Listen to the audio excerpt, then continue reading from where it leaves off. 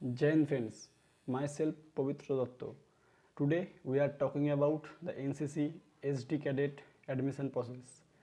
तो आप अगर चैनल पे पहली बार आए हो तो चैनल को लाइक, सब्सक्राइब एंड शेयर कर देना। तो स्टार्ट करते हैं आज की कहानी। आप अगर पहली बार अगर जब 12 पास करते हो, 12 पास आउट के बाद आपको ये सोच लेना पड़ेगा कि आप कौन सी फील्ड में जाना चाहते हो। अब अगर चाहते हो हम डिफेंस के फील्ड में जाए तो उसका जो डायरेक्शन है वो अलग है। अगर आप जनरल में जाना चाहते हो आईएएस, डब्ल्यूबीसीएस वगैरह में, या आपका स्टेट पीसीएस में, तो उसका जो डायरेक्शन है वो अलग है। और अगर आप साइंस बैकग्राउंड से हो तो आप इंजीनियर या डॉक्टर के लाइन जो है उसमें जाना चाहते हो, उस डायरेक्शन का वो अलग है। तो अगर आप 12 के देने के बाद आप ये सोच लेते हो कि मुझे डिफेंस के डायरेक्शन में जाना है, तो डिफेंस के डायरेक्शन में सबसे बढ़िया और अच्छा ये एनसीसी कर लेना। आपको डिफेंस के डायरेक्शन मतलब आपका उसमें army, navy, air force, state police, SSC, DD, CISF, CRPF सब आ जाता है उसमें। तो आप अगर मतलब एनसीसी में ज्वाइन करते हो तो उसमें आपको जो रियल प्रैक्टिकल जो है वो अब ज़्यादा हो जाते हो। आपको पुलिस आर्मी में ज्वाइन करने से पहले उसका जो डिसिप्लिन वगैरह है उसके बारे में आप ज़्यादा जान पाते हो। अगर आप एनसीसी एसडी में जाना चाहते हो तो पहली बात तो ये है, आपको 12 का बोर्ड के रिज़ल्ट आने के बाद आपको ये सोच लेना पड़ेगा कि कौन कौन कॉलेज में एनसीसी है। ऐसे आपको कॉलेज चूज़ करना पड़ेगा, उसको उसमें एडमिशन लेने का कोशिश करना पड़ेगा। अब अगर आप उसमें एडमिशन नहीं ले पाए जिस कॉलेज में एनसीसी है तो उसका भी थोड़ा कोई प्रोसीजर है, वो बाद में बताऊँगा। तो आप अगर एनसीसी कॉलेज में एडमिशन लेते हैं, जिस कॉलेज में एनसीसी है उसमें, तो एक डेट आएगा, नोटिस आएगा, नोटिस में देख लेना, वो बोल देगा कि इस तारीख से इस तारीख में डेट तक वो जो फॉर्म बायोडाटा का फॉर्म मिलता है वो आपको मिल जाएगा।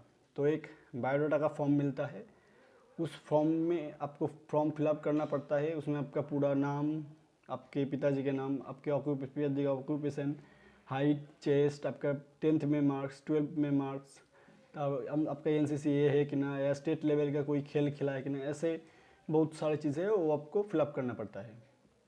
तो ये एक मतलब जितना भी कैडेट वो फॉर्म ले आता है उसका फ़ोन नंबर और नाम वो जो ऑफिस में लिखा जाता है। और लिखने के बाद एक ग्रुप, अपने व्हाट्सअप में एक ग्रुप हो जाएगा, उस ग्रुप में आप ऐड रहेंगे और उस ग्रुप में कौन सी डेट में क्या आना है वो चीज़ें रहेगा, मतलब कौन सी डेट में आपका रनिंग वगैरह होगा वो उसमें बता देगा।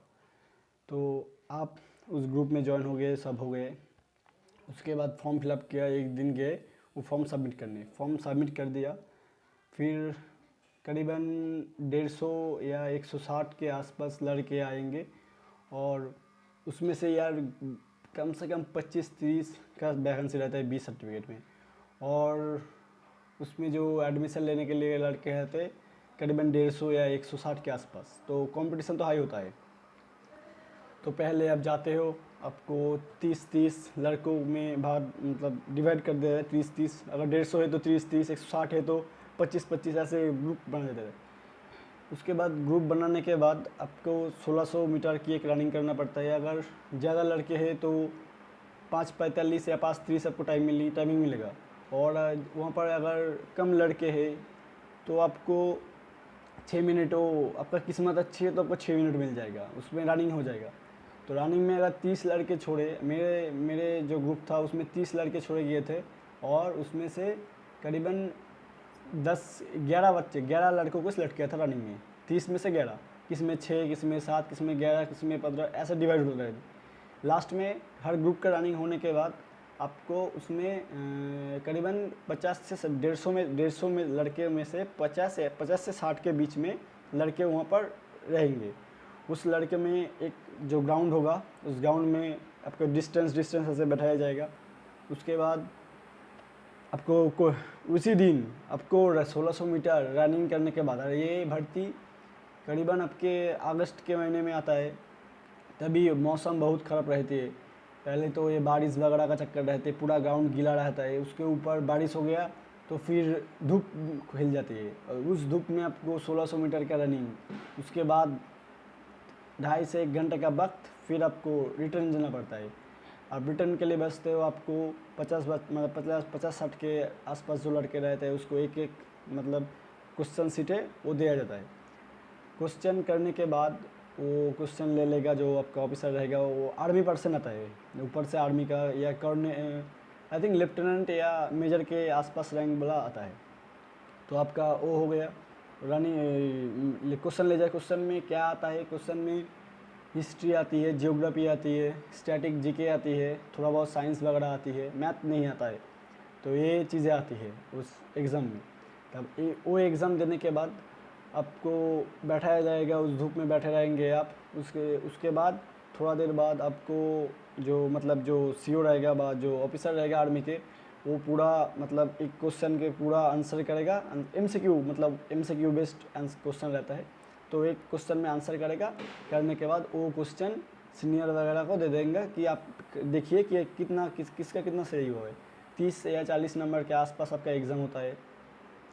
50 में धोल लो 60 बच्चे को उसने रनिंग में सेलेक्ट किया है, तो आपको रिटर्न में कम से कम 20 लड़कों या 20 या 25 के आसपास लड़कों को रिटर्न में बात देंगे, छटेंगे पूरा।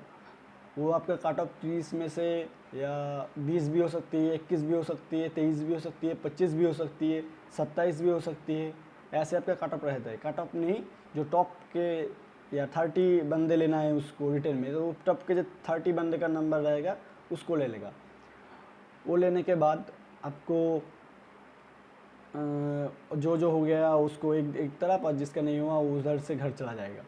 घर जाने के बाद जो लड़के इधर मतलब हो गया, उसका रिटर्न क्लियर हो गया, रनिंग वगैरह हो गया, तो उसका मेडिकल आएगा।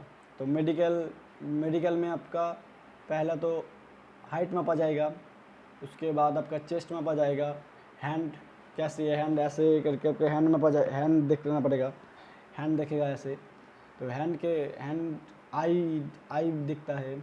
तो ये सब देखने के बाद उसमें से 5-10 लड़के, 5 या 6 लड़के बाहर हो जाते हैं। किसी का हाथ टेढ़ा है, किसी का नॉकनी का प्रॉब्लम है, किसी का कैडी एंगल का प्रॉब्लम है, तो रहता है उसमें।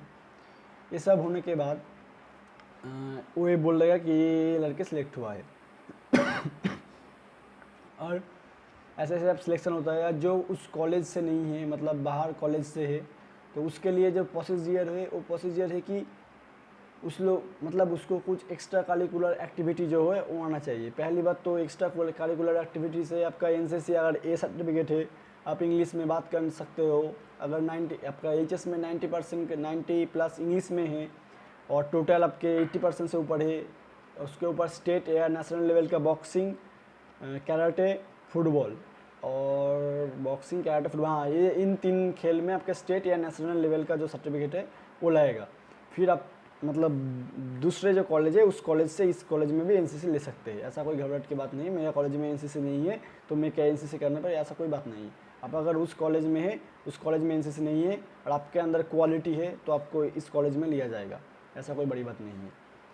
तो इसको वो बोला ना, एक्स्ट्रा करिकुलर एक्टिविटी रहेगा आपका कुछ ना कुछ। आपका सेम प्रोसीजर में आपको रनिंग, मेडिकल, एग्ज़ाम सब देना पड़ेगा, उसके बाद मेरिट में आना पड़ेगा। ऐसे आपका सिलेक्शन होगा। तो मेरा सिलेक्शन हो गया, मेरा नाम आ गया मेरिट में। तो हमें बोला गया कि हर संडे मतलब संडे मतलब महीने में 4 दिन होता है, संडे करके। तो मुझे जो फिर संडे वाला दिन आएगा तो हमें उस पर बुला जाएगा, तो हम ठीक है। तो बोला गया जो ये मतलब आपका जो स्किन है ये पूरा स्मूथ रहना होगा, आर्मी वाला कटिंग रहेगा, ऐसे कटिंग रहेगा आपका। तो ये वाला हम संडे गया, पहला दिन था एनसीसी का। तो मेरा घर से जो मेरा एनसीसी है वो करीबन 40 किलोमीटर है, मैं ट्रेन से जाता हूँ। तो हम गए पहली बार, मेरे यहाँ से 2-3 लड़के हो गया था, तो हम 2-3 एक साथ जाते थे। तो गया, लाइन में खड़ा किया और हमारा स्वागत हुआ रोलिंग से। कभी भी रोलिंग नहीं किया था, पहली बार जाके वो रोलिंग करते करते 20-30 रोलिंग मराया। 1 मिनट लेट हो गया था हम पहुँचने में, 1 मिनट, सिर्फ 1 मिनट लेट हो गया था, इसलिए हमें रोलिंग करा, वहाँ पर रोलिंग दिया। रोलिंग के बाद पूरा सिर चकरा रहा था, मतलब पहली बार रोलिंग किया है, रोलिंग की कोई आदत नहीं है। तो रोलिंग करने के बाद हमें खड़ा रहा, मैं ऐसे कोई कर रहा है, मतलब पहली बार जो है। और उसके बाद हमें जो नेल है, ये देखा जाता है, जिसका बड़ा है उसको घिस घिस के वो साफ़ करना पड़ता है। घिस घिस के जो रोड रहता है या जो वॉल रहता है, वॉल में घिस घिस के वो नाखून का जो नेल है उसको साफ़ करना पड़ता है। और आपका बाल छोटी है या बड़ी है, उसको अगर ऐसे ऐसे पकड़ में आ गया आपका बाल, तो वो बाल वो कांचे लेकर ऐसे ऐसे ऐसे कर देगा, आपका पूरा ख़राब कर देगा। आपको कोई रास्ता नहीं रहेगा कि आपको वो पूरा टकला करना पड़ेगा आपको उसके बाद, सीधी सी बात है। और जिसका फेस क्लीन नहीं है, ऐसे ऐसे हाथ देगा, जिसका फेस क्लीन नहीं है उसको वहाँ पर एक गड्ढा करेगा मिट्टी में, ग्राउंड के मिट्टी में, उसमें पानी डालेगा, उसके बाद उसको थोड़ा ये करेगा, उसे ऐसे ऐसे गाल में लगा देगा, ऐसा वहाँ पर रगड़ा चलता है। तो मतलब पहला दिन था और साइड बाय साइड जाम किया भाई, 150 के आसपास साइड बाय साइड जाम किया। उसके बाद 30 पुशअप मराए, 50 सीटअप मराया उस धूप में, तभी शायद 10 के आसपास कुछ बज रहा था।